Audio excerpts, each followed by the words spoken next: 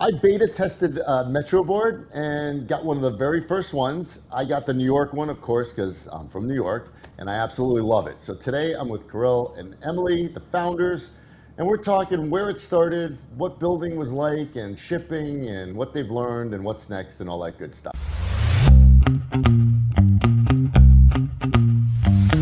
So let's just dive right in. Thank you guys for coming on. We're going to start with the very obvious one is, where did it start from? When did it hit you guys that, hey, we need to build this? Yeah. Emily, do you want to do that one? Sure. So both of us lived in downtown Los Angeles. And I think, what was it now, 2 or 3 years ago, there was a new subway station added as part of the regional connector that was just down the block from where we both lived. And it was my first experience having lived in LA for at that point 10 years, like understanding that LA had a subway system. And so, because it was so convenient for us, we both just started taking the subway around LA a lot more. And LA is, like very famously not a subway place, it's a car city.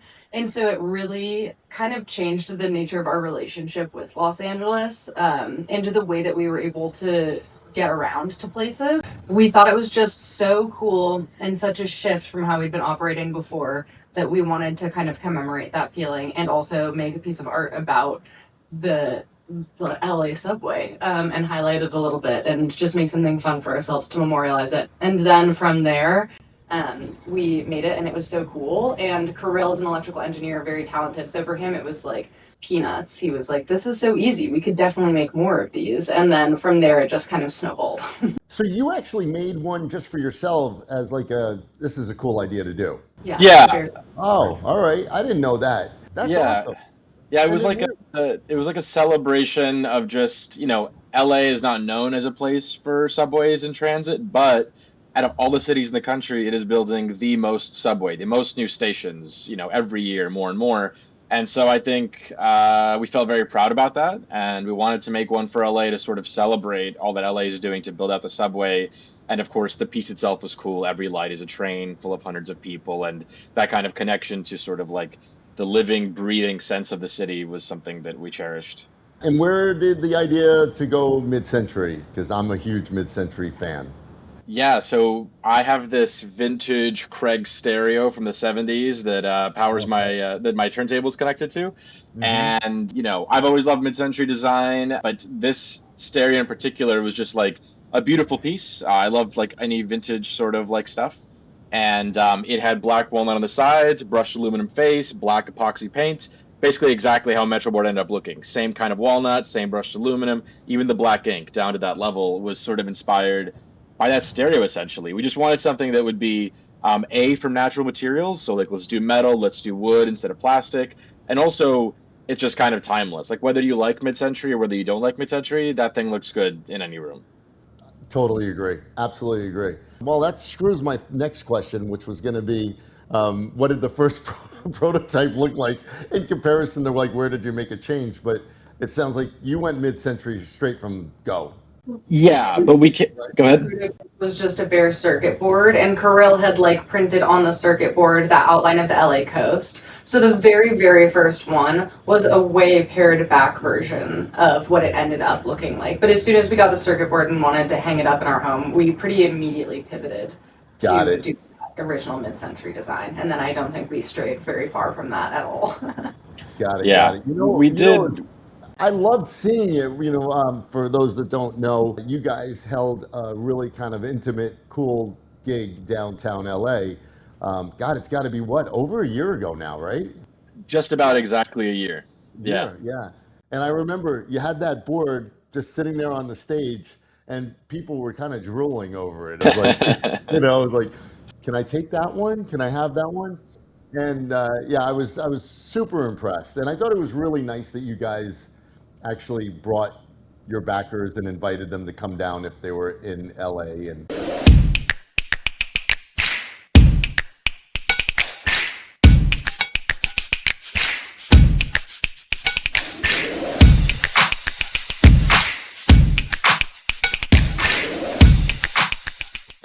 I happened to go down, and I had a blast, by the way.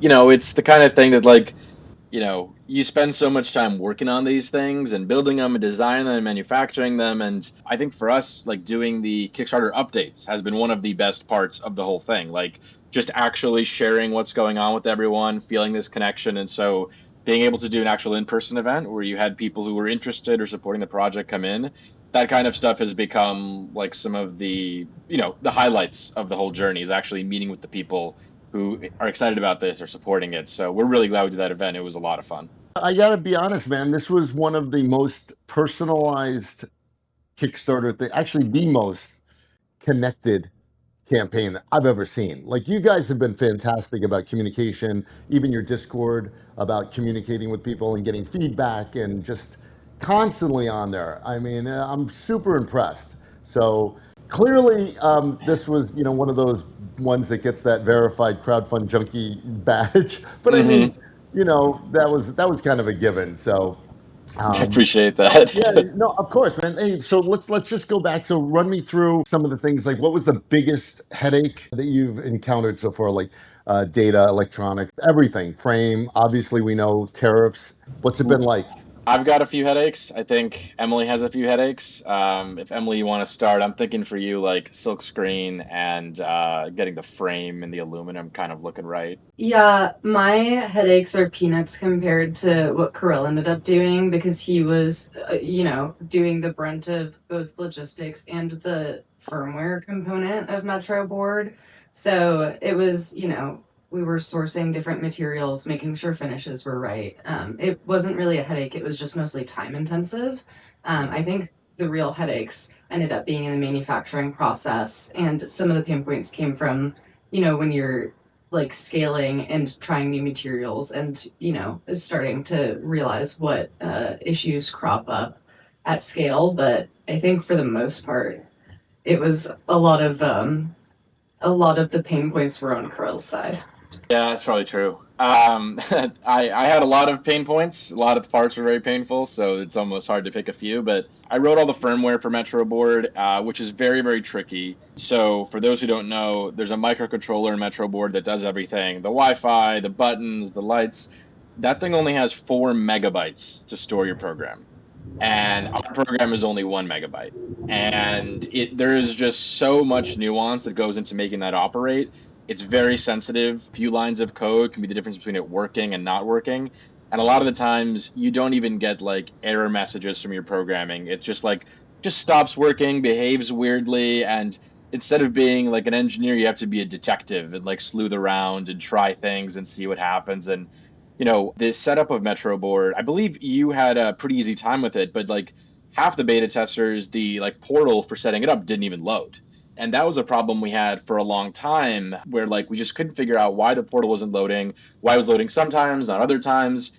And for months and months, even with the beta testers, like we weren't able to figure it out. And eventually it was something so weird as like I split this one file into 2 files, suddenly everything was great.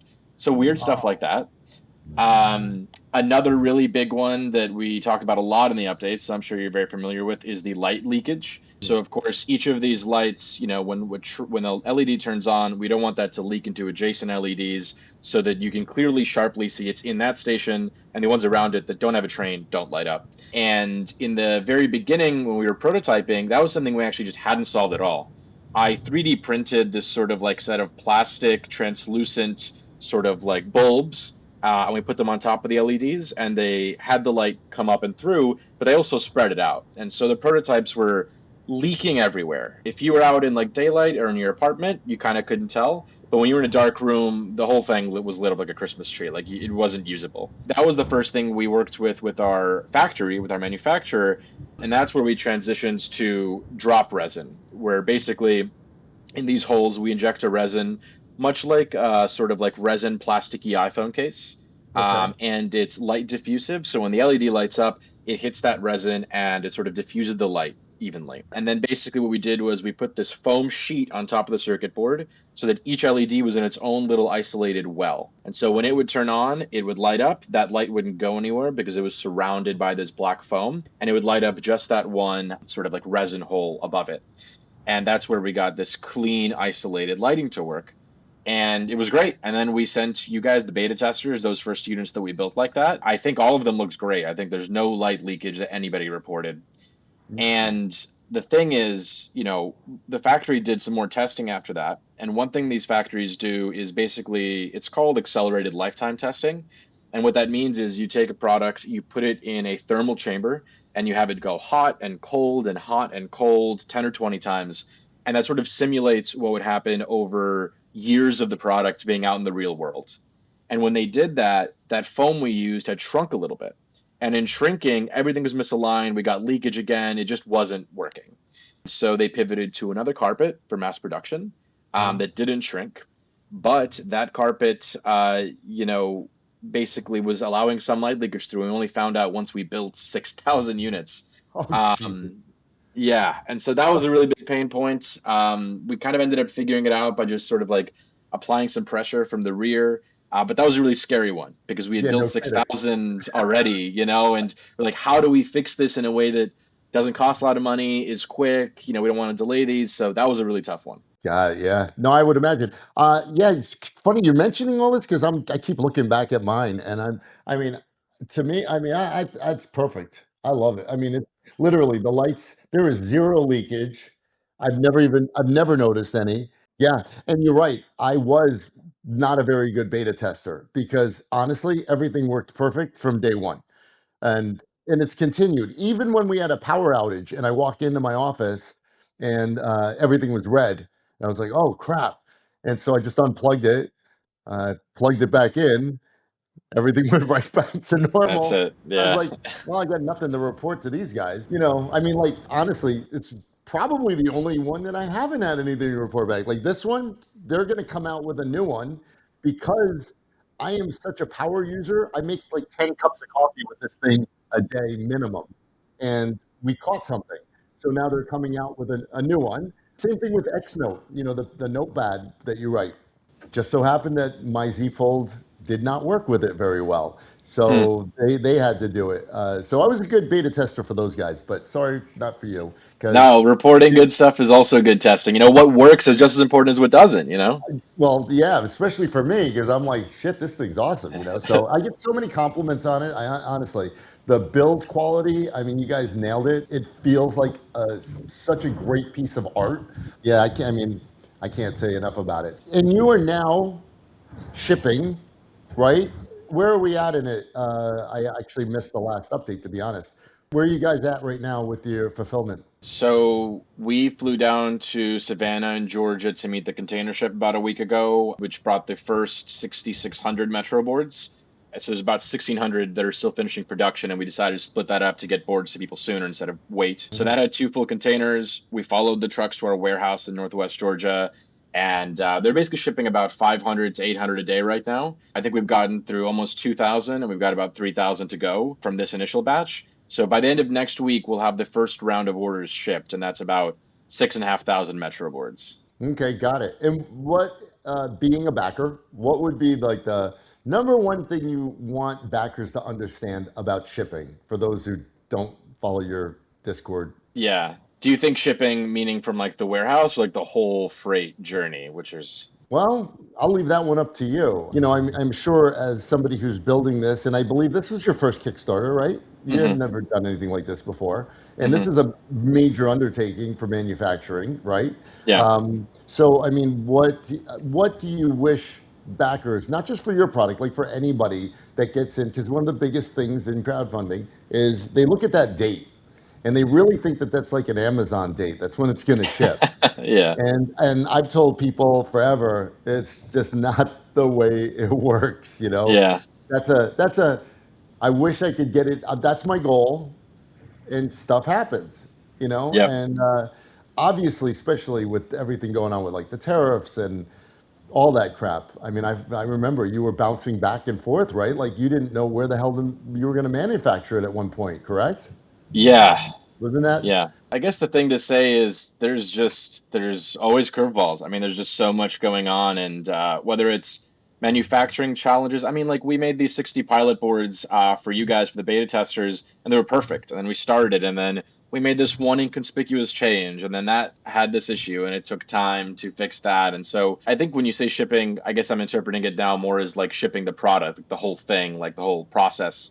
And there's always going to be little things that creep up. You know, a fun one is like just you can make 10 or 20 or 30 or 40, but then when you make thousands, there's just these little variations that creep up that you can't even anticipate until you make thousands of an object. Like everything looked good when we made 60 for you guys, no problem. Then we made, 8,500, and some of the LEDs had issues, and we had to like deal with that. And that was something that you only could see when you started using 5 million LEDs. You wouldn't see it when you use 20,000 LEDs because the LEDs have manufacturing defects, and you kind of got to get used to that and deal with that problem. Unlike the freight side, the thing I kind of wish people like knew, and I have a great respect for now, is we finished them. They were done on February 14th, but it took 54 days for that boat to get here. It took 2 months. It took a sixth of a year for these things to get here. Like they were done in February and we're shipping now in April. And we were kind of just twiddling our thumbs. Like the boat just takes a while to get here. It got picked up February 14th. It went to Hong Kong. It missed its layover. It was supposed to be on a boat that gets here 10 days sooner. It didn't. So it sat in port for 2 weeks. It got on another boat. We were tracking the boat and sharing the boat's location with all of our backers. We had this like cool website. And I would just log in every day and this boat had moved like, 50, 60, 70 miles. And you just kind of like keep watching. But then 2 months later, it's here. And now that it's here, the remainder of it is really quick. We've got a great warehouse. They're shipping stuff out fast. But even we spend so much time thinking about like how long does it take to make this and how quickly do we think we can manage finishing it and manufacturing it. And what we think we can do in terms of like designing it is one scale. Then there's the factory and manufacturing, and they have their own whole operation going on that we don't have as much insight into, is like how fast, what problems and bottlenecks can come up. And then after all that, there's still this like 2 months of just like getting it on a boat and getting here, and it takes a long time. I got nothing to say about that. It's exactly what it is. Like I get stuff overseas from China, and I know that the typical time by ship is maybe 25 to 34 days, somewhere around there. But if you do miss that layover, that transfer, Yeah. You got lucky, 2 weeks. You might not get another boat for another 30 days. Right. So that 1 month can turn into 2 months, and it can be extremely frustrating. Your campaign is honestly, I think, could be like the go-to how to do a campaign correctly. And I'm going to tell you 99% of it is all about communication. I don't think anything pisses me off more or other people. And if you look at the comments, right, I tell people, why is it, if you run into hiccups or you got nothing to even share, not saying anything is so much worse than just coming on and going, hey man, I got nothing today. You know what? Keep the dialogue going. Let people know that you haven't forgot about them. And then backers are happy because they know that there's movement. They know that even if the ship isn't moving, they know that they can trust the guys that are creating the thing. That's why I started this damn show. Is because I'm like, I got a whole new plan now. After meeting with the guys from Pledgebox and meeting with the guys from Inix, which is Xbot Park, I love them. I came up with this whole game plan. If I see something I love, I back it like day one. That gives me 20 something days to get them on the show. If they refuse to come on the show, no big deal. I just pull my backing from them. My thinking behind it is not to be like punitive or threatening or anything. It's like, you're asking me to put up money, whether it's $10 or $10,000, right? Why don't you come on the show and let me know that you're legit? Because quite honestly, 10% of everything I backed turned out to be scams. Not just people failed. There was only one or two that they legitimately tried to do and they failed. And I'm fine with that. That's part of this game, right? The scams are becoming really, really bad. They're becoming more prevalent. People are getting smart. They're realizing that there is no recourse, right? Kickstarter and Indiegogo, they're pretty much the broker. So what you two did, I think, was just absolutely perfect for other people that want to get into this game and manufacture. Communication. Communication is so key. So I acknowledge both of you guys. You've been phenomenal with that, So, and it also makes the time go a shit ton faster, quite honestly. You know what I mean? You see a date that was supposed to ship, and like I've got things right now that are 3 years I haven't gotten yet. Wow. But they still communicate. And That's awesome. That You 3 years know, later, they're still posting you're still updates. rolling the dice. I don't know if it's gonna come or not, but Yeah, whatever. Anyway, so yeah. listen, guys, what's after these ship? I kind of know because I'm on your Discord, but what are your plans? Because you got to take this to another level, man. This is just too perfect. Yeah. After after you take a break. Yeah, definitely. That'd be nice. After you've seen how difficult it is to just make one thing once, like scale this and be able to produce thousands of it, you've Mhm. kind of got to lean on that a little bit. So we will make more metro boards and we'll do more cities. That's like the number one thing for sure. So we're hoping to do like a European series of big European metros, Paris, London, Madrid, stuff like that. And then we'd like to do Asian ones as well. Obviously, Tokyo is like the final boss. A lot of other cool systems there, Hong Kong, etc. We're also looking right now at doing something that preliminarily we're kind of calling departure board, which is sort of like a ETA for the station near your house you can set it to, sort of like in the actual station, how many minutes till the next train. But again, with that same sort of like the design is going to be really cool. It's going to be kind of like, it's not going to look like just a little dot matrix display with a bunch of LEDs drawing some kind of image. It's going to be tasteful and thoughtful in kind of the same way Metroboard is. Probably a lot of metal, be evocative of like 70s, 80s train station departure boards, like sort of like in the lettering and sort of like, Sure. it's not going to have a flip clock thing, but it'll be a similar vibe. And then we've got a few other projects we're thinking of because, I don't have enough definition to really share much about them, but we started with Metroboard and we love transit and we love cities, but we like to do a whole bunch of other stuff. So we're going to expand outside of doing just transit stuff, and we're just going to make other cool, exciting stuff. And Oh we're man, excited to look into that. I can't wait. And if you do anything winds up on Kickstarter, come on first and let's talk about it. I'd For love sure. to. Yeah, I would love to have For you guys sure. come on and just, announce something new. And I think that would be an amazing companion to this. Are you guys looking at possibly doing like larger sizes or anything? Or are you going to stick with the standard size and just move on to Yeah, like I think probably we'll do standard size. And the reason is like I'd love to make big ones, but they're going to be so much more expensive that there's so many fewer people that can get them. Like even at the current price point, I think it's out of reach for a bunch of people. And so if we made a bigger one, there'd just be an even smaller pool. And given all the time it takes to design the bigger ones, it's just a little bit hard to justify. Rebrand Soul slip-ons, literal art for your feet. Get one now. all right. Yeah. I'm happy with mine. As a matter of fact, I was thinking about doing some work here on the back. And I was thinking we need to have like Chicago. I told you my wife's from Chicago. So we have Chicago, we could have New York, we have LA, have all the boards running. And I got that one woman that was on, I don't know if it was Instagram or where the hell I saw it, that was talking about, I think it was her kid was coming over and she was timing dinner based Yeah. on the station she was at. Yeah, that's right.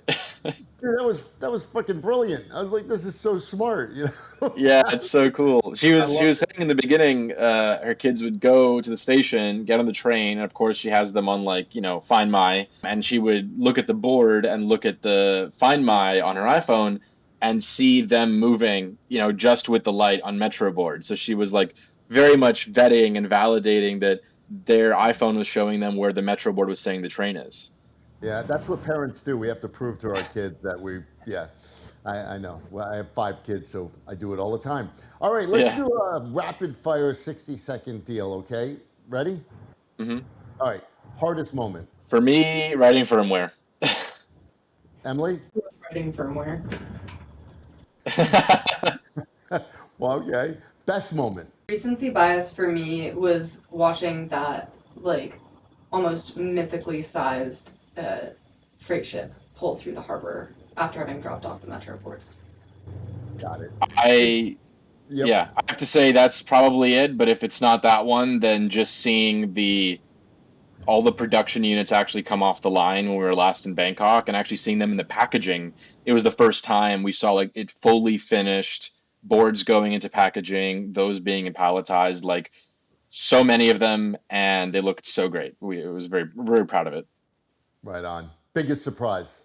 Biggest surprise I was going to say for me was the whole process of manufacturing. It was, like we mentioned, our first time making like a physical product and then scaling it to this degree. And Kirill, I think, had a little more insight into the process before going in, but there are just, in my mind, when you said, what are the, what would you want people to know about shipping? Because most people buy on Amazon, click a button, and it's there the next day or in 2 days. And that was the framework I was working with going into this project. So my understanding of the whole process was vague at best. And to see how extensive it is, the scale of operations needed to produce just one thing, our thing that we made, is crazy to me. The number of hands that touch it, even though it's, a team of 2, there's so many people involved in every step. And because we went to all of the places it's getting produced in, we got to see, firsthand the amount of like machinery and human effort that goes into even, like, the smallest bits and bobs. And that's just for our Metroboard, like just for the one thing that we made. There's everything else, everything that you're surrounded by in your home is also produced at scale by these same processes.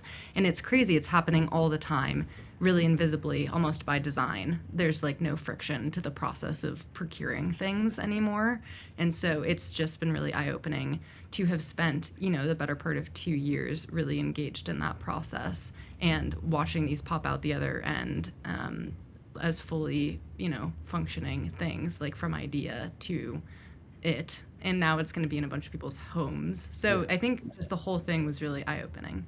For me, I think I came into this as just an engineer from aerospace. The thing I was most into was making stuff and manufacturing stuff and coming up with an idea and getting it made. And then now on the other end of it, I think the part that I thought that was what I was really into, and I am, but I'm finding that the part that I have most enjoyed, which has surprised me unexpectedly, is just all of the, like meeting and working with the factory folks in China that we work with. They're like great partners and great people, and interacting with them, and then meeting folks at the Thailand factory, and then writing these updates has been one of my favorite things. And then the relationships we've ended up building with like certain backers who just keep emailing us every now and then, sometimes just to say hi. Like they just like love the project, they love talking to us. There's folks on Instagram who we see them always like the story, and they're always watching, and they always send us DMs, and just sort of forging all these connections with people, even down to like the warehouse. We've been there a few times, we know those folks. And so I think all of the interpersonal stuff that has happened for me has been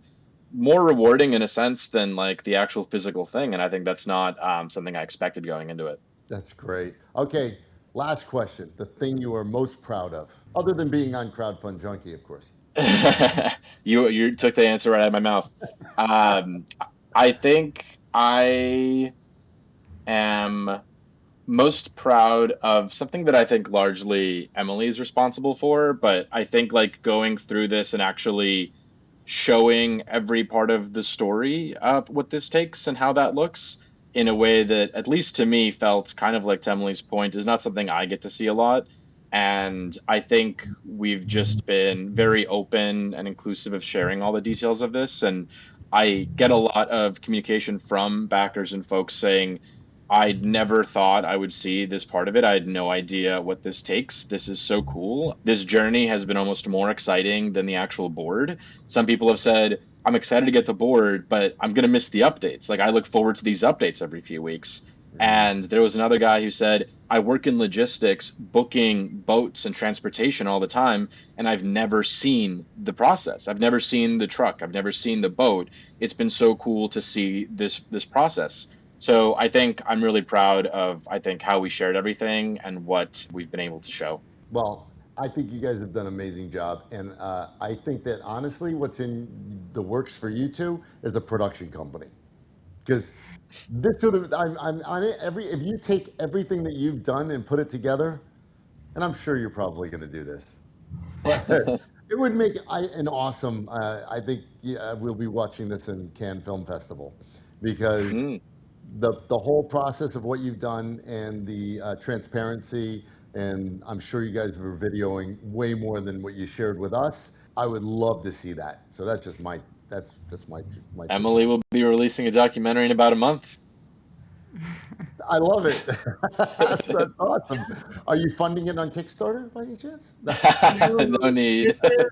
This is just my self-funded. I love it. Yeah, it's part of, I think, another exciting part of doing this, or just like, I don't know, jumping into making Metroboard is that so many auxiliary projects sprung up from it, because when you're making a project on Kickstarter and you're scaling, the project goes from being about the initial piece that you've made to really quickly just about production, and that becomes your day job instead. And so along the way, finding ways to still be interested in and curious about transit or the things that we were doing was fun. So getting to do the transit trading cards that we collaborated with an illustrator after we did our Amtrak trip across the country to visit all the cities, using crowdsourced like recordings to make our vinyl album along the way, and then filming all of this and trying to like, you know, you live the experience kind of blindly going forward and piece together the story of how it makes sense to you afterward. And so having, you know, the video